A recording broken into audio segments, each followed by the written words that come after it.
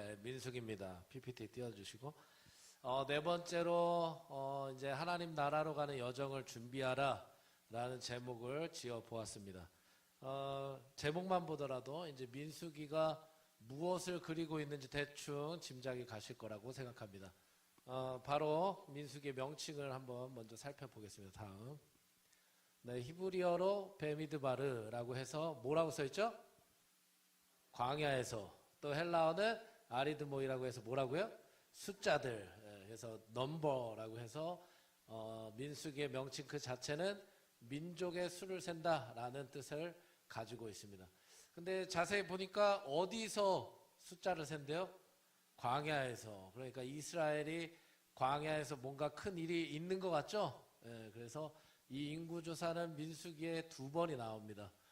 그 1차와 2차 사이에 광야의 일들이 일어나는데 큰 인구조사 2번으로 인해서 어떻게 이스라엘 백성들에게 하나님이 역사하셨는지에 대해서 이렇게 나오고 있습니다. 당연히 다음 저자는 이제 모세입니다. 모세고 기록 시기는 우리가 시내 광야에서부터 바란 광야를 지나 모압 평지까지 이렇게 약 정확히는 뭐 더 정확히 하면 38개월 정도 38년 정도 되는데 40년으로 일단은 보고 있습니다. 네, 다음. 그래서 주요 주제를 보니까 1장에서 10장까지는 뭐라고 적혀 있죠? 네, 11장부터 25장 시작. 26장부터 36장 시작.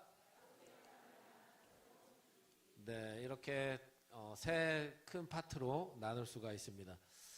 특별히 저기 보니까 무슨 단어가 반복이 되어 있을까요? 2번 나오는 단어. 그쵸. 자, 박수! 네, 누가 대답하셨는지 몰라요. 그냥 박수 치는 거지. 네. 자, 준비가 2번이 나오죠. 근데 준비라는 단어가 어디에 들어가 있죠? 처음과 끝에 나오죠. 네, 그래서 민수기에서 강력하게 좀 봐야 되는 단어가 준비구나. 이것을 좀 우리가 느낄 수가 있습니다. 자, 다음.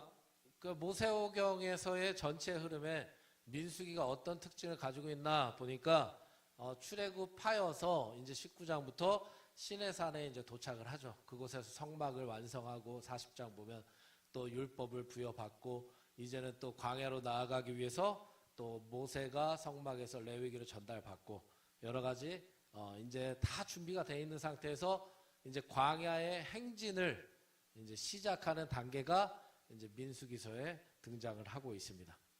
그리고 또 특별히 레위기 제사법들이 민수기에서 더 보완됩니다. 레위기에서 우리가 저번 주에 들었던 것들이 기억나세요 혹시? 박수! 한두 분이라도 대답을 해주셔야 무조건 박수를 받는 겁니다. 그래서 레위기의 제사법들이 이제 민수기에 더 보완이 되고 그 규정에서 말씀해 주신 것들이 더 이렇게 많이 나와요. 민수기에는. 근데 또 특별히 율법이 주어지는 상황이 다음 어떤 식으로 주어지냐면 출애굽기나 레위기처럼 율법 수여처럼 하는 게 아니고 그 사건과 상황에 따라 이미 주어진 율법이 더 보완돼서 주어지는 그런 스타일을 갖고 있습니다. 이해가 되십니까? 어떤 사건이 일어나고 상황이 바뀔 때마다 이미 주어졌던 율법에 더 얹어서 보완되는 규정으로 민수기에서는 드러나고 있다는 거죠. 네. 그리고 민수기의 구조를 한번 보겠습니다. 다음. 네, 다음 나오나요? 네. 인구조사를 중심으로 봤을 때 우리가 처음에 민수기의 이름의 뜻이 뭐라고 그랬죠? 박수! 계속 박수 받으면 얼마나 좋아요. 민족의 수를 센다. 그래서 인구조사 2번 한다 그랬죠. 1차는 당연히 시내 광야부터 이제 저희 보니까 25장까지 출애굽 파여서 1세대예요. 1세대. 그 26장부터 36장까지는 광야 2세대. 그래서 이렇게 2번의 인구조사에 큰 의미를 부여를 하고 있습니다. 그리고 다음. 그래서 민수기의 이제 내용을 한번 이제 살펴볼 텐데 이게 한편으로 가장 중요한 부분이죠. 큰 내용을 우리가 하나하나 다 짚고 가면서 큰 그림을 그리는 게 이제 성경의 개관의 주된 목적이 되겠습니다. 들어가기 전에 우리 한번 기지개 펴겠습니다. 기지개 한번 펴보세요. 네. 저는 이런 시간 되게 좋아하거든요. 예. 기지개 피고 우리 왼쪽으로 가서 어깨 주물러 주기. 왼쪽 사람.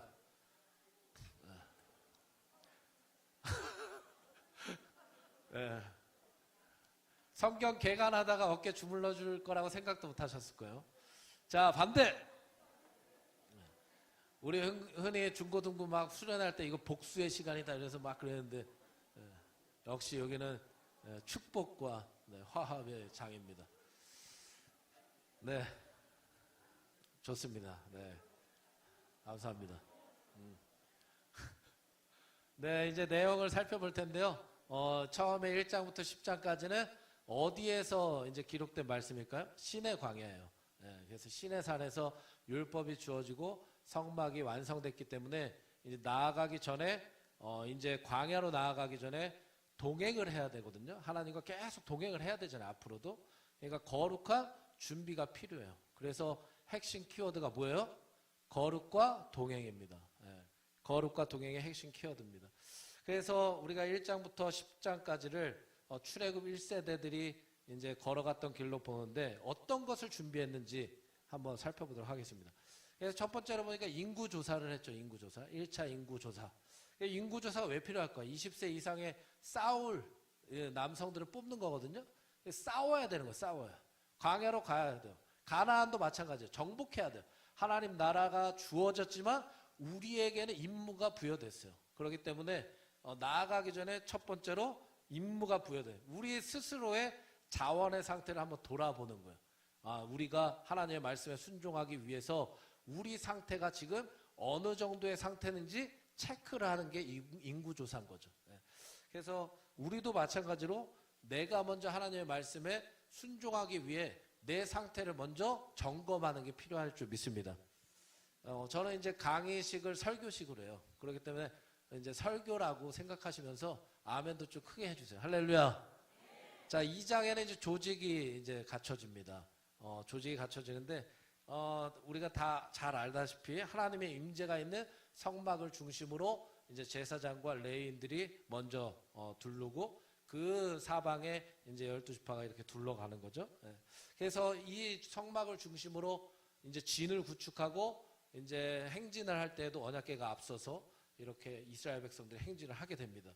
이 모든 것들이 우리가 너무나 잘 알다시피 이 거룩한 임재의 성막이 우리의 삶의 중심이 돼야 되고 또 하나님의 말씀보다 내가 앞서가면 안 된다는 것을 의미를 하고 있는 것이죠. 또 셋째 보니까 거룩한 일들을 감당하는 레위인들이 있었어요. 레위인들. 그래서 레위인들은 제사장을 돕는 역할을 했고 또 성막을 보완하고 또 성막을 지키는 여러 가지 또 찬양도 담당을 했습니다. 그래서 거룩한 직분이죠. 거룩한 직분. 이 레위 자손 안에 고앗 자손 또 게르손 자손 무라리 자손 이렇게 세 자손들이 있었는데 이 모든 레위 지파가 다 이제 성막의 일들을 감당을 했습니다. 그러니까 이것은 이제 거룩한 사역자들을 임명하면서 이게 다 10장까지 준비되는 과정이거든요. 그러니까 거룩한 사역자들을 임명하고 준비시켜가는 임무를 부여하는 거죠.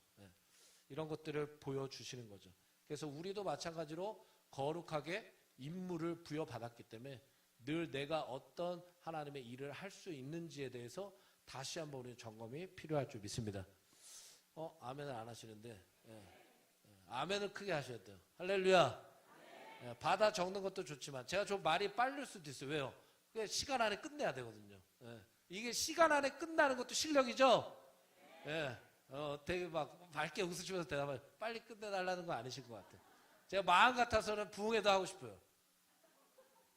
어떤 분이 놀라시는데 놀라지 마세요. 안 하니까. 자, 넷째로 5장 6장을 보면 이스라엘의 진영이 있어요.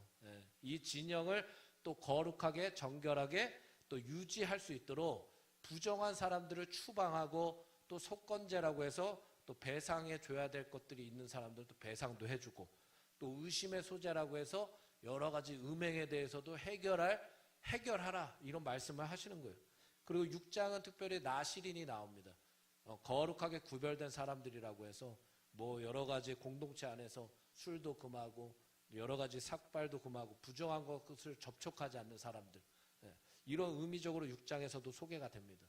이것은 이제 준비되는 과정이에요. 공동체와 개인이 하나님의, 한번 따라해 볼까요? 거룩을 받아들이기를 힘써야 된다. 할렐루야. 그래서 광야로 나아가기 전에 거룩을 이 진영 안에서 하나님의 거룩을 받아들이기 위해 이 공동체가 힘써야 되는 것들을 5, 6장에서 말씀을 하고 있는 것이죠. 7장, 8장에 보니까 성막 봉헌식이 또 나옵니다. 성막 봉헌식이 레위기 9장에서도 있었거든요. 성막 봉헌하고 제사장 위임식도 있었어요. 근데 여기에 본문에는 7, 8장에서는 추가적인 예물을 드리는 성막 봉헌 완성이 되는 장면이 본문에 나옵니다. 그래서 성막 봉헌식이 광야로 나아가기 전에 완성이 됐다는 게 의미가 있는 거예요.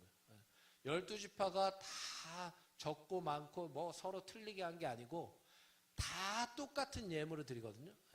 그러니까 똑같은 헌신, 똑같은 순종, 똑같은 은혜, 똑같은 축복, 똑같은 아멘. 할렐루야. 제가 아멘을 계속하는 이유는 어떤 분들이 졸아서 안 주세요. 걱정하지 마시고. 성막을 봉헌을 완성했다는 의미로 광야로 나아가기 직전에 모든 이스라엘 백성들이 헌신 또 순종, 이게 하나님 안에서 하나가 됐다라는 그런 의미도 포함되어 있습니다. 그래서 특별히 또 그 뒤에 보면은 이 성막 봉헌이 완성됐을 때 하나님이 성막 내부를 밝힐 등잔대를 또 제작하게 하시고 성막 내부에 또 빛을 밝히세요. 그리고 또 레위인의 임무에 대해서도 다시 말씀하시고 또 정결하게 준비되어져야 될 것들을 말씀을 하시는 것이죠. 이런 것들을 점검해 나아가는 단계가 있습니다. 여섯 번째로 또 보니까 9장에 시내 광야에서 또 무엇을 준비했냐면 유월절을 드렸어요. 유월절. 유월절이 뭐죠? 패스오버, 그죠? 죽음이 넘어가는 거예요. 우리가 알다시피 출애굽할 때 어린 양의 피를 문설주에 바르는 그 집들은 죽음이 넘어가지 않았습니까? 그러니까 그 의미는 하나님의 말씀대로 듣고 순종해서 따라간 이들 하나님의 구원을 받았다. 할렐루야. 그렇기 때문에 이스라엘 백성들이 유월절을 지킴으로 인해서 광야로 나아가기 전에 누구를 계속해서 기억해야 된다는 거예요? 하나님의 구원을 기억해야 된다라는 의미를 말씀을 하시는 거죠. 그래서 오늘날도 우리는 하나님의 구원을 기억해야 될 줄 믿습니다. 이게 준비되어져는 과정이죠.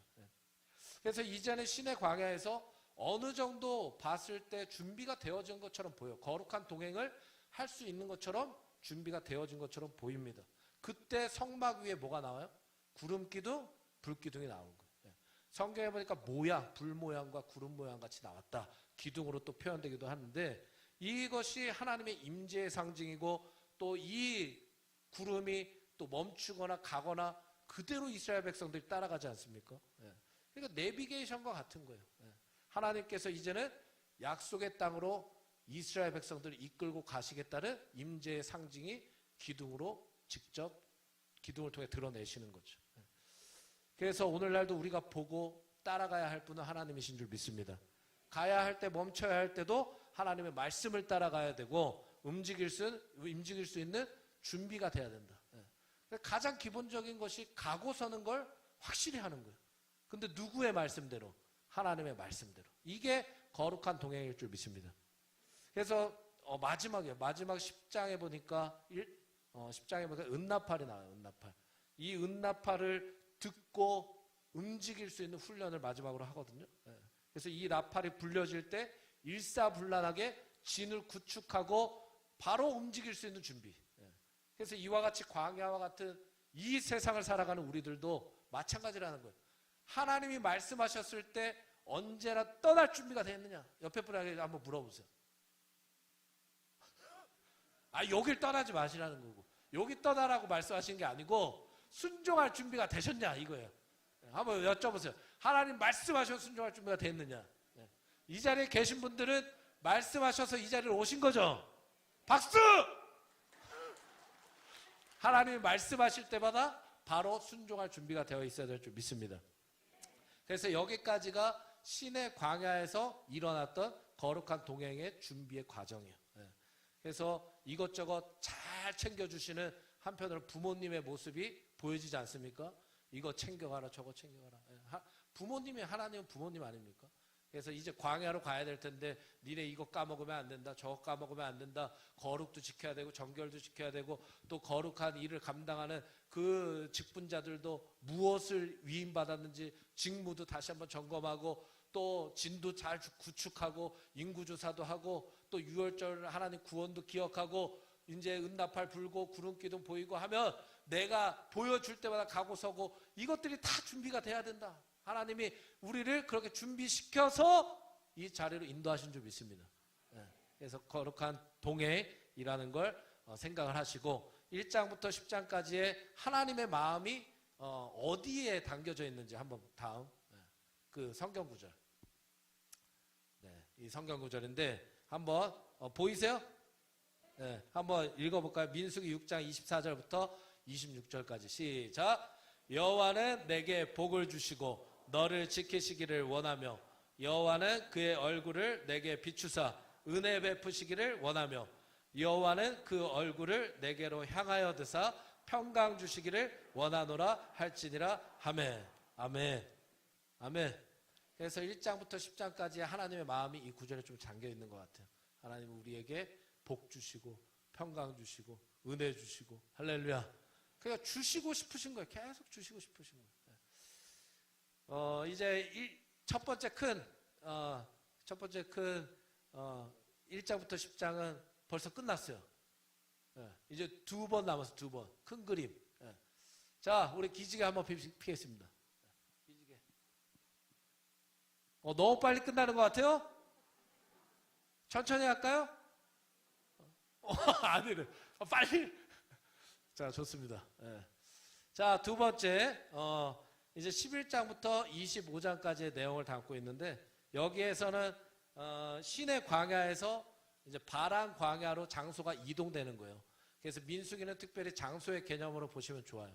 시내 광야에서 이제 바란 광야로 장소가 바뀌고, 더 나아가서 모압 평지, 가나안 바로 앞에 모압 평지로까지 이어지는 이 장면들이 나옵니다. 근데 이제 어떻게 보면은 철저하게 1장부터 10장까지 보면은 야, 거룩한 동행을 할 준비가 되어 있는 것처럼 보여져요. 그렇죠? 근데 그렇게 준비를 한 것 같이 보였는데도 2주 만에 걸쳐서 갈 수 있는 거리를 몇 년 만에 갔어요? 40년. 물어보세요, 옆에 분한테. 2주 만에 갈 거리 40년 만에 걸으면 기분이 어떨 것 같아요? 아우, 답답하죠. 그렇죠? 2주 만에 갈 수 있는데 40년 만에 들어갔다는 거예요. 이게 11장부터 25장까지의 내용입니다. 그럼 뭐를 도대체 이스라엘 백성들이 실패했길래, 거기 보니까 실패와 방황이 또 적혀져 있지 않습니까? 그래서 핵심 키워드 뭐라고 적혀 있어요? 실패와 은혜. 분명히 실패를 했어요. 방황도 했어요. 근데 우리가 성경을 다 알고 있으니까 궁극적으로 이스라엘 백성들이 어디 들어갔어요? 약속의 땅 가나안에 들어갔어요. 궁극적으로. 그렇죠? 근데 실패하고 또 방황했는데도 하나님이 뭘 주셔서, 은혜 주셔서 이 광야도 잘 넘어간 줄 믿습니다. 그러니까 어떤 실패의 장면들이 담겨져 있는지 그걸 보는 거예요. 그럼 한번 볼까요? 첫 번째로 가장 큰 실패 이유가 따라해볼까요? 원망. 이것을 다른 말로 하면 불평이죠. 우리가 너무나 잘 아는 내용들 아닙니까? 근데 11장부터 원망이 시작된다는 거예요. 바로 떠난 지 몇 개월도 안 됐을 텐데 바로 원망을 하는 거예요. 처음에는 11장에 그 이유가 나오지 않지만 하나님의 진노로 여호와의 불이 임합니다. 그래서 이 일 때문에 모세가 또 기도하고 하나님께서 진노를 거두시죠. 그러니까 이스라엘 백성들이 죄를 저지르고 모세가 중보하고 하나님이 다시 회복시켜 주시고, 이게 민수기의 또 광야, 바란 광야 안의 패턴이에요.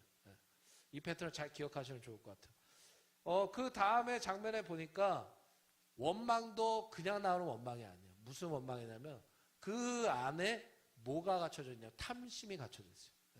탐욕, 욕심, 이것을 통해서 원망이 나왔다는 거죠. 이거는 더 누리고 더 가지려는 거 아닙니까? 하나님이 분명히 은혜를 주셨는데 이 욕심 때문에 원망이 나오는 거예요. 예전에 애굽의 노예로 있었던 그곳이 갑자기 떠올라요. 그래서 내가 그곳으로 돌아가겠다는 거예요. 하나님의 은혜를 망각하는 고백들 아닙니까? 그래서 분명히 하나님은 출애굽 시켜주시기 전에 이스라엘 백성들의 부르짖음을 들어주셨어요. 할렐루야. 그 고통의 소리를 들어주셔서 그들을 인도하신 거예요. 그들을 살려주신 거예요. 근데 살려주셨는데 망각하는 거죠. 분명히 율법을 주시고 언약적 관계를 회복시켜 주시고 성막을 주셔서 하나님 임재해 주셨는데 그걸 다 잊어버리는 거예요. 뭐 때문에? 한번 따라해 볼까요? 고기. 더 크게. 고기. 좀 귀엽게 해보세요. 고기. 물. 이것 때문에. 이게 뭐예요? 먹는 거. 우리로 따져 먹고 마시고 또 쉴 수 있는 뭐 그런 평안함이죠, 한편으로는. 그죠? 근데 이것이 내 마음에 충족이 안 되니까, 근데 이게 탐욕에서부터 올라가는 거예요. 충족이 안 되니까 원망이 나오는 거예요. 그래서 지금껏 은혜 주셨는데 이렇게 원망하는 거 보면 맞아도 쌉니까? 안 맞아도 됩니까? 맞아도 싸다! 손 들지 마세요. 맞아도 싸요. 맞아도 싸. 근데 또 하나님 은혜 주셨다는 거예요. 할렐루야. 그러니까 모세가 이 일을 한탄하면서 또 기도하지 않습니까? 패턴이 똑같아요. 이 일에 대해서 하나님이 또 응답하셔서 70인의 장로들을 이때 세우시는 거예요. 70인 역이라고 해서 히브리어가 헬라어로 넘어올 때 그 해석한 분들을 또 이런 의미도 포함되어 있고, 또 그들에게 하나님이 외면한 게 아니고 만나와 메추라기를 내려주셨어요. 근데 이걸 언제까지 내려주셨어요? 끝까지. 한번 따라해볼까요? 끝까지! 200만 명인데. 어휴, 박수! 200만 명인데 끝까지 하나님이 그래도 채워주시는 거예요. 할렐루야. 두 번째로 실패 이유가 나와요. 그게 뭐냐? 12장에 나오지 않습니까? 가장 가까운 지도자들이 대적을 일삼는 거예요. 우리가 흔히 패턴이 똑같죠. 대제사장 아론과 또 여선지자 미리암이 모세의 약점을 들춰내서 공격하지 않습니까? 민수기 12장 2절에 보니까 너한테만 하나님이 말씀하시냐, 나한테도 하나님이 말씀하시는데 막 대적하는 거예요. 굉장히 무례한 거 아닙니까? 모세를 누가 세웠어요? 하나님이 세우셨죠. 그러니까 가장 가까운 가족들이거든요. 아론과 미리암의 가족 아닙니까? 근데 가까운 가족이 지금 배신해서 등에 칼을 꼽는 거예요. 오늘 막 내 생각과 다르다고 하는 데모랑 비슷한 거죠. 이거는 더 넓게는 하나님의 건의에 지금 도전하고 있는 거예요. 그런데 다행히 모세가 누구예요? 12장 3절에 보니까 그 온유함이 지면에 그 어떠한 사람보다 뛰어났다. 할렐루야. 온유한 자였어요. 온유한 자. 예수님도 가장 가까운 이가 배신하지 않았습니까? 근데 예수님도 그 사람을 또 용서해 주시는 거예요. 그럼 우리는 어떻게 반응해야 될까? 건의에 도전해도 겸손해야 돼요. 할렐루야. 누군가 건의에 도전하고 또 뭐 나한테 도전하고 뭐 여러 가지 이 도전과 대적이 일삼는다고 해도 그 앞에서 같이 싸우지 않고. 할렐루야. 그래서 하나님을 끝까지 신뢰하고 하나님께서 맡기신 이 사역에 하나님을 의지해야 될 줄 믿습니다. 그래서 결과적으로 하나님께서 모세만 나와 대면해서 말할 수 있다. 하나님이 그 모세의 위치를 다시 재확인시켜 주시는 거예요. 그리고 미리암은 나병에 걸리고 또 아론도 막 눈물로 회개하고 간청하지 않습니까?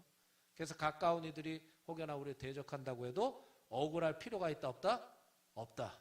하나님은 다 알고 계신 줄 믿습니다.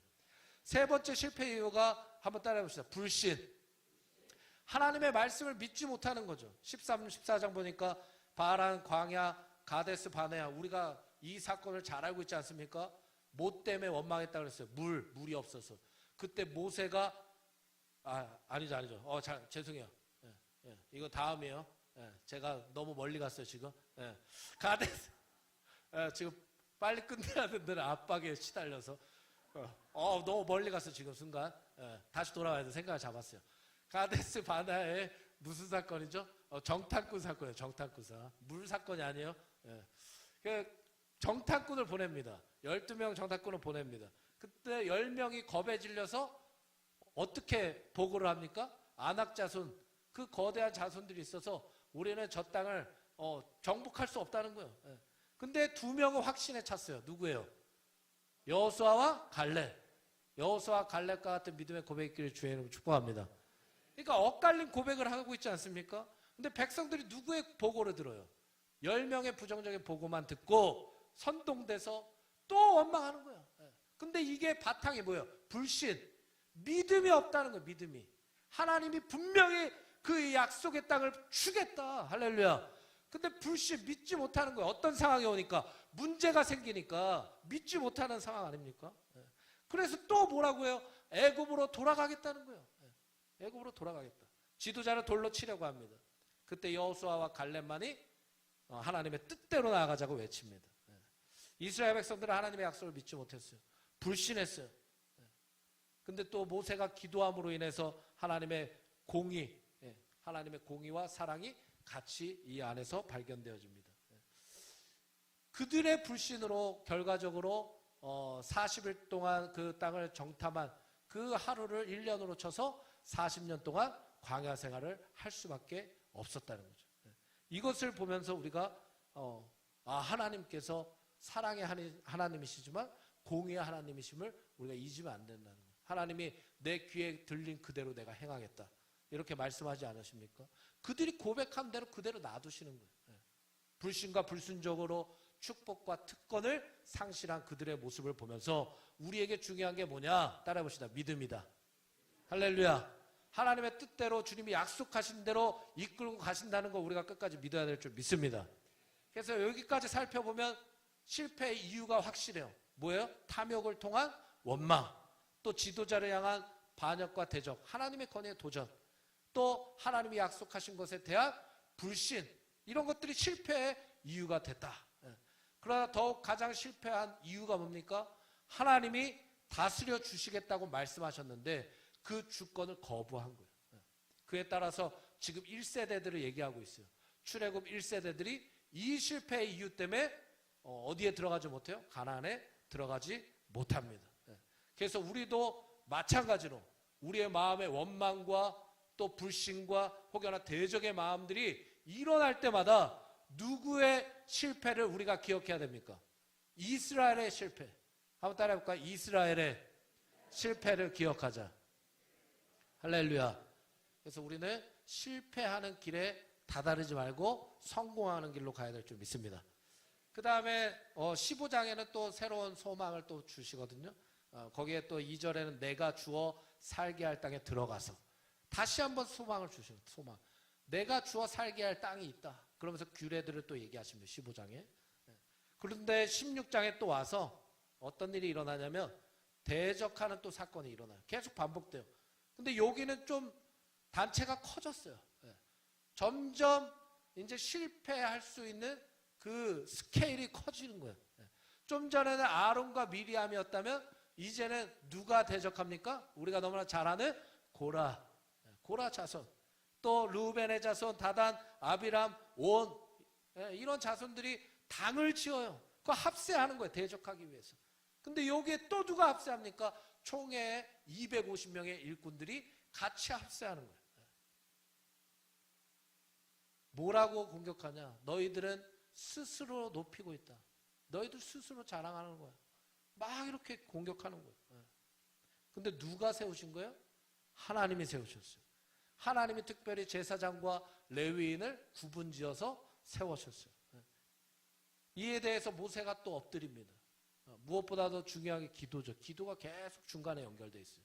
그래서 우리가 기도로 준비되어 있지 않으면 이 모든 실패가 올 때마다 이겨낼 힘이 없어요. 그래서 우리가 기도가 끊어지지 않기를 주의 이름으로 축복합니다. 그래서 향로, 각기 향로에 불을 담자. 그래서 여호와께서 택하신 자가 거룩해질 거다. 이렇게 얘기하고 향로에 불을 담아요. 이때의 결과가 어떻습니까? 땅이 입을 열어요. 그들의 소유물과 그들을 산채로 삼킵니다. 고라 자손들 다 삼켜버려요. 그리고 또 250명은 여호와의 불이 나와서 다 산채로 살라버려요. 교만한 대적에 대해서 하나님은 하나님을 멸시하는 것이다. 이렇게 보시고 그 공동체 안에 심판하심을 다시 한번 보여주십니다. 그래서 권위는 누가 세우는 거예요? 하나님이 세우시는 거예요. 그러니까 처음에 레위인과 여러 가지 거룩한 일에 참여하고 인도하는 그 직무들을 다시 한번 점검하지 않았습니까? 근데 그거를 다시 망각하잖아요. 그렇죠? 그걸 다시 상기시켜 주시는 거예요. 권위는 내가 세우는 것이다. 하나님이 말씀하시는 거예요. 그래서 우리는 내가 높아지는 게 아니고 하나님이 높아지셔야 될 줄 믿습니다. 17장, 18장에 또 보니까 하나님이 세우신 직무, 이걸 또 다시 한번 말씀하세요. 아론의 쌍난 지팡이, 그렇죠? 이것들을 보여주시면서 제사장의 이 직무가 하나님이 세우신 직무임을 또 구별시켜서 직접 보여주십니다. 그래서 그 지팡이는 증거계 또 증거가 되도록 따로 구분을 시켜주시죠. 그러니까 제사장과 레위인의 직무에 대해서 17장, 18장은 다시 한번 설명을 해주십니다. 근데 여기서 나오는 단어 중에 한번 따라해볼까요? 선물. 그러니까 서로 간에 직분을 세워주는데 서로 간에 선물로 직분을 세웠다. 이렇게 하나님이 말씀하시는 거예요. 직분은 하나님이 주시죠. 우리의 노력으로 세우는 게 아니에요. 또한 이 선물의 개념은 우리 서로 간의 선물의 개념이라는 거죠. 그래서 다투고 싸우고 이러라고 직분을 주신 게 아니라 뭘로 주셨다고요? 선물. 우리 옆에 분을 딱 봤을 때 혹여나 마음에 선물 마음에 안 들어 하시는 분 있으면 손들어. 자, 옆에 분 보시고 하나님이 선물로 주셨어요. 한번 보세요. 선물 마음에 드시는 분들 꽉 끌어안아 보세요.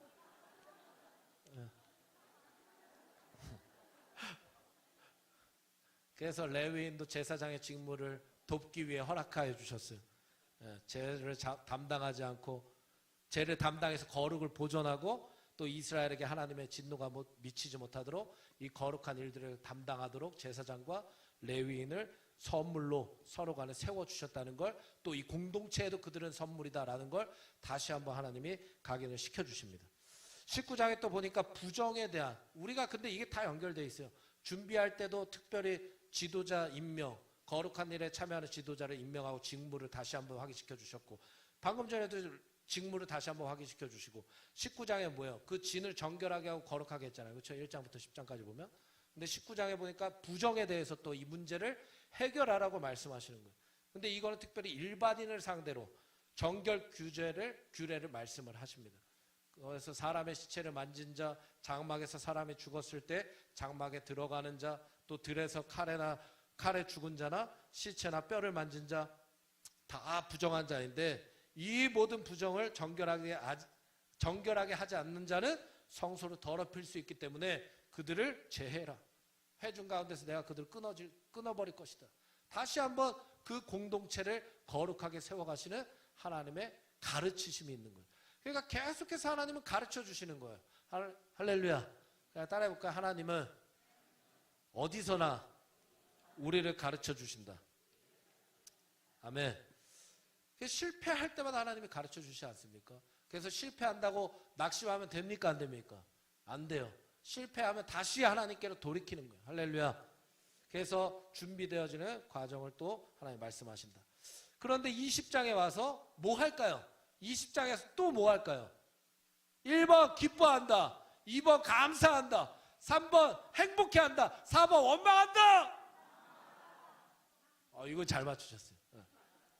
계속 원망하는 거예요. 원망하는 거예요. 20장에도 또 원망하고 대적하는 거예요. 이때 제가 아까 전에 너무 멀리 갔다는 거 끌어와서 이제 시작하는 거예요. 가데스 바네아에 와서 물이 없어서, 뭐가 없다고요? 물이 없어서 원망하는 거예요. 다시 애굽으로 돌아가자. 하나님의 은혜를 망각하지 않습니까? 이때 모세가, 지금 이스라엘 백성들은 이미 그 정탐꾼 사건 때문에 40일을 1년처럼 해서 40년을 하나님 명하셨어요. 너희는 광야에서 방황할 것이다. 근데 모세는 아니었어요. 그렇죠? 한편으로. 근데 모세가 여기에서 월권 행위를 해버려요. 감정이 막 올라왔나 봐요. 그러니까 하나님이 명령하신 대로 하지 않고 자기 감정적으로 반석을 2번 치면서 마치 자기가 물을 내는 것처럼 모세가 그렇게 반응을 해버립니다. 그래서 가나안 땅에 너는 들어가지 못한다. 하나님의 이렇게 한편으로 가혹한 판결을 받는 거예요. 그 정도로 하나님의 거룩은 우리가 잘 말씀대로 지켜가야 된다는 걸 하나님 앞에 보여주시는 거예요. 지도자도 제외가 아니다. 잘못하면 하나님이 반드시 지도자도 벌을 내린다. 이런 모습들을 우리에게 보여주지 않습니까? 그래서 시편 95편 8절에 이 무리바 사건에 대해서 뭐라고 얘기하냐면, 한번 따라해 볼까요? 너희 마음을 완악하게 하지 말라. 그러니까 이 무리바 사건, 물이 없는 사건이 마음이 완악해서 생긴 사건이라는 거예요. 모세도 마찬가지라는 거죠. 그러니까 한편으로는 원망보다, 이 사건을 보면서 원망보다 감사가 낫고, 아멘.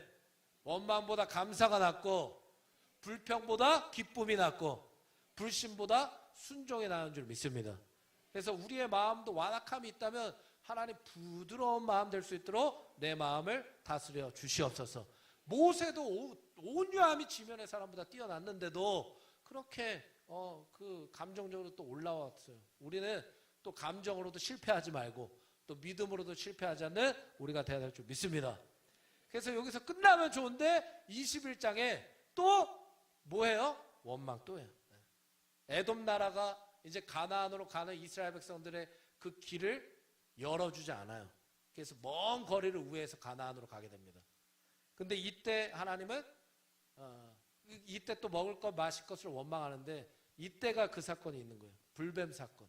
하나님이 불뱀을 보내셔서 이제 그들을 심판하시죠. 근데 또 모세가 중보하여서 하나님이 놋뱀을 만들어서 그걸 쳐다보는 사람마다 내가 구원해 주겠다. 이렇게 또 약속을 하십니다.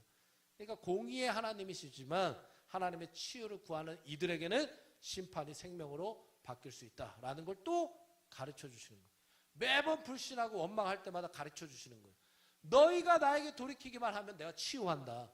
심판이 생명으로 바뀔 수 있다. 계속 사건별로 하나님이 그들이 원하는 걸 주셔요. 근데 그 죄에 대한 문제만큼은 확실히 하나님이 가르쳐 주시는 거예요. 22장부터 24장에는 모압 평지로 이동해요.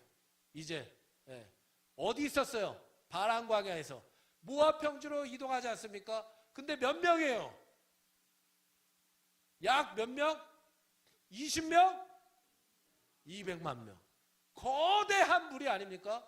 그러니까 이스라엘 그 거대한 무리를 보고 이 모압 왕이었던 발락이 겁을 먹어요. 그래서 이방 주술사 이 발람을 초대해요. 그래서 이스라엘 백성들을 좀 저주해줘라. 저들이 저주를 받아야 된다. 막 그렇게 부탁을 하지 않습니까? 근데 하나님이 이 저주를 축복으로 바꿔주신 줄 믿습니다. 막 나귀가 말하고 나귀를 통해서도 발람을 막 가르쳐 주시지 않습니까? 기억나시죠? 그러니까 어떻게든 이 이방 주술사인 발람이 저주하려고 그랬는데 하나님이 역사하시니까 막 예언의 그런 형상들이 막 보이는 거예요. 나중에는 막 이스라엘에 오실 왕까지 막 보이고 막 축복할 수밖에 없는 상황들. 그러니까 하나님은 아브라함에게 약속하셨던 창세기 약속하셨잖아요. 그렇죠? 내가 큰 민족을 이루고 가나안 땅도 약속하셨잖아요. 그러니까 그 약속대로 어떻게든 이루시는 신실하신 하나님이심을 보여주시는 거예요. 할렐루야. 그래서 우리가 실패할지라도 하나님은 말씀하신 대로 우리를 인도하신다는 걸 우리에게 보여주고 있다는 거죠. 근데 여기서 보니까 이스라엘 진영에서는 계속 원망하고 있어요. 계속 불평하고 있어요. 근데 그 위에서는 누가 저주를 축복으로 바꾸신 거예요? 하나님이. 그러니까 우리도 이 땅에서 뭘 몰라요. 하나님이 나의 은혜 주시는 거 망각하고 축복해 주시는 거 까먹고 원망하고 불평하고 불신하고 막 하는데도 하나님은 우리 가운데 저주를 막아주시고 악한 거 다 막아주시고 그거를 바꾸셔서 축복해 주시는 분이신 줄 믿습니다. 우리가 그걸 알아야 된다는 거예요. 우리가 누리는 게 당연한 게 아니고 하나님의 은혜인 줄 믿습니다. 그래서 25장에는 발람의 이 시도가 실패로 갔죠. 이방 주술사 발람의 이 저주가 실패로 갔어요. 실패로. 근데 또 그 뒤에 이스라엘들이 바알보올 사건이라고 해서 또 우상을 섬기고 배교하는 일이 또 일어납니다. 계속 죄를 져요. 축복해 주시고. 근데 거기서 하나님이 그 배교한 또 한편으로 시므온 지파 아닙니까? 다 진멸해버리죠. 다 죽이셔요. 확실하신 분이에요. 공의의 하나님. 그걸 가르쳐 주세요. 또. 그래서 11장부터 25장까지 보니까 하나님께서 이스라엘을 향한 마음이 있어요. 뭐냐? 다음. 이거 보여드렸어야 되는데. 저 시내 광야부터 바란 광야, 신광야, 가나안 이 길이 보이시죠? 저런 광야를 지나치는 게 민수기의 핵심이에요. 다음. 그럼 11장부터 25장까지 하나님의 마음이 어디 있느냐 보니까 핵심 구절 중에 제가 뽑았어요. 한번 읽어볼까요? 시작. 여호와께서 모세에게 이르시되 이 백성이 어느 때까지 나를 멸시하겠느냐? 내가 그들 중에 많은 이적을 행하였으나 어느 때까지 나를 믿지 않겠느냐? 할렐루야. 기적을 베푸시는데 어느 때까지 나를 믿지 않겠느냐? 하나님의 애타는 마음이 느껴지시나요? 느껴지세요? 계속 우리를 향해서 내가 축복해주고 은혜 주는데 어느 때까지 믿지 않겠느냐. 기적을 베풀어 주는데. 할렐루야. 자, 이제 한 파트만 남았어요. 좋으시죠? 자, 우리 기지개 한번 피겠습니다. 기지개 한번. 마지막 파트. 자, 손도 푸시고, 자, 목도 돌리시고, 자, 고개, 네, 좋습니다. 네. 준비되셨죠? 네, 좋습니다. 마지막 파트는 이제 26장부터 36장까지의 파트입니다. 우리가 좀 전에 인구 조사를 중심으로 봤을 때 1세대들이, 출애굽 1세대들이 있었고, 또 지금부터는 한편으로 2세대죠. 새로운 다음 세대인 거예요. 그래서 40여 년 중에 대략 한 10달 동안 있었던 이 모압 평지, 가나안 앞에서의 활동들을 여기서 좀 그리고 있습니다. 근데 여기에서는 이제 앞에 나왔던 여러 가지 광야에서 실패한 것과 뭐 죽음의 이야기나 이런 게 없어요. 한번 따라해 볼까요? 승리. 승리의 이야기가 좀 있어요. 그래서 1세대와 마찬가지로 2세대도 하나님이 준비시켜 가시는 과정을 또 그리고 있다는 걸 보여줍니다. 그래서 우리도 주님과 동행했을 때 승리할 줄 믿습니다. 26장의 두 번째 인구조사가 나와요. 그렇죠? 이것은 다른 이유로는 약속의 땅 가나안을 분배받아야 되기 때문에 미리 인구조사를 통해서 그 분배를 준비하는 걸 수도 있고, 또 특별히 가나안을 들어가면 전쟁을 해야 되기 때문에 그 땅을 점령해야 되기 때문에 똑같이 1장에서 10장에 나온 인구조사처럼 그렇게 똑같이 준비를 하는 것이죠. 근데 또 2세대가 인구수가 또 비슷해요. 1세대와. 그러니까 하나님께서 모든 세대를 다 묶으셔서 인도하고 계시다는 걸 또 볼 수가 있습니다. 27장에서는 모세의 후계자로 누가 지목되죠? 여호수아가 지목돼요. 근데 18절에 보니까 한번 따라해 볼까요? 신에 감동된 자라. 할렐루야. 그래서 이것은 거룩한 직무를 했던 뭐 제사장이나 레위인이나 이러한 지도자들, 거룩한 이렇게 담당하는 직분자들을 다시 한번 점검하고 세워가시는 장면들로 우리가 이해하면 좋을 것 같습니다. 그래서 20절에는 그에게 복종하라. 하나님이 그 건의를 세워주셨다는 거죠. 그래서 다시 한번 민족들에게 여호수아의 건의에 복종하라고 하나님이 세우신 걸 미리 말씀을 하시는 거예요. 그리고 28장부터 29장에서는 가나안으로 들어가서 이제 세워야 할 제사와 절기들을 동일하게 설명하고 있습니다. 레위기서에서 뭘 했었죠? 제사와 절기들, 그렇죠? 맞죠? 제사와 절기들을 또 각인을 시켜주시는 거예요. 이 제사와 절기 누구에게 드리는 거예요? 하나님께. 근데 특별히 뭐라고 하냐면 한번 따라해볼게요. 규례대로. 여기서 강조되는 말에서 규례대로 하라는 거예요. 네가 가나안 땅에 들어가더라도 안심하지 말아라. 그 땅에 들어가서라도 내 말씀대로 제사를 지키고 절기를 지켜야 된다. 이것은 언약적 관계를 상실하지 말 것을 얘기하는 거죠. 그렇죠? 하나님은 나의 왕이시다. 나는 그분의 백성이다. 라는 걸 절기 때마다 제사 때마다 기억하라는 것입니다. 30장에는 여호와께 서원에 대해서 나오고 또 주님에게 고백하는 것을 주님이 또 듣고 계심을 우리에게 다시 한번 30장에서 좀 재확인시켜 주시고 31장에 와서는 바알보로 사건의 원수가 있었어요. 누구예요? 발람도 있었고 또 미디안이 거기 안에 있었어요. 그러니까 첫 전쟁입니다. 첫 전쟁. 지금 이스라엘을 어렵게 했었던 그 미디안 민족을 싸워서 가나안 들어가기 전에 이긴 거예요. 첫 승리의 그런 내용을 31장에서 보여주고 있습니다. 근데 또 특별히 32장에 와서는 예상치 못한 마지막 사건이에요. 마지막 사건. 르우벤 지파, 갓 지파, 므낫세 지파가 그 요단강 동편의 그 땅을 점령했는데 거기서 살겠다는 거야. 가나안에 우리는 들어가지 않고 우리는 그냥 여기서 살고 싶다. 지금 가나안 땅에 점령해야 되는데 그 요단 동편이 비옥하고 물도 있고 하니까 쉽게 말해서 가나안에 우리는 안 들어가고 니네만 가라. 남겠다고 얘기해요. 이러면 돼요, 안 돼요? 아니 크게 얘기해 주세요. 이러면 돼요, 안 돼요? 지금 성막 봉헌식 할 때 기억나세요? 그 예물을 동일하게 드리고 그런 의미가 있어요. 다 의미가 다 이게 연결됩니다. 근데 여기서 우리만 안 할 거야. 이게 안 된다는 거예요. 하나님이 거룩하게 구별하신 공동체인데 우리도 마찬가지 아닙니까? 우리 옆에 분 한번 보세요. 나만 안 할 거야 한번 해보세요. 기분 좋아요 안 좋아요? 기분도 안 좋아요. 옆에 분 보면서 나만 안 할 거야. 그러면 안 돼요. 한번 이렇게 고백해보세요. 같이 해. 좀 화내는 것처럼 들리네. 좀 부드럽게 같이 하자. 좀 화내는 것 같았어 순간. 같이 하면 좋아요 안 좋아요? 좋아요. 그러니까 우리가 이 부분에서도 하나님이 이끄시는 건 하나됨이에요. 하나됨. 그거를 의미하는 부분이 될 수 있는 것이죠. 그 뒤로 33장부터 36장에는 가나안 땅의 분배랑 뭐 여러 가지 가나안 정착 준비에 대해서 뭐 도피성도 나오고 여러 가지 말씀이 나옵니다. 그래서 26장부터 36장까지 중심이 되는 하나님의 마음이 어디 있는지 한번 생각해 봤을 때 다음 이 구절로 뽑았습니다. 한번 읽어볼까요? 시작. 이스라엘 자손에게 명령하여 그들에게 이르라. 내 헌물 내 음식엔 화제물 내 향기로운 것은 너희가 그 정한 시기에 삼가 내게 바칠지니라. 아멘. 하나님의 것을 구별해라. 하나님을 인정해라. 쉽게 말하면 이 얘기죠.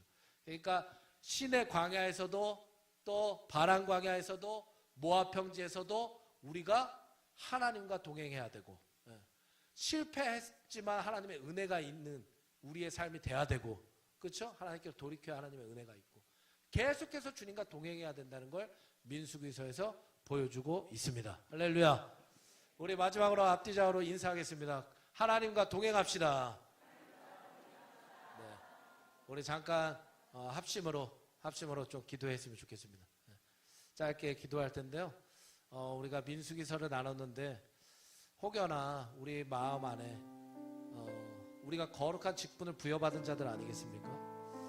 근데 혹여나 내 안에 불평하고 또 원망하고 더 나아가서는 불신하고 하나 되지 못하는 마음들이 있다면 우리가 이 시간 회개하기를 원합니다. 하나님, 주님 앞에 우리가 이 악한 세상 살아갈 때 그렇게 거룩하게 준비되어진 것처럼 보였던 이스라엘도 실패했는데 하나님, 우리는 주님이 아니면 안 됩니다.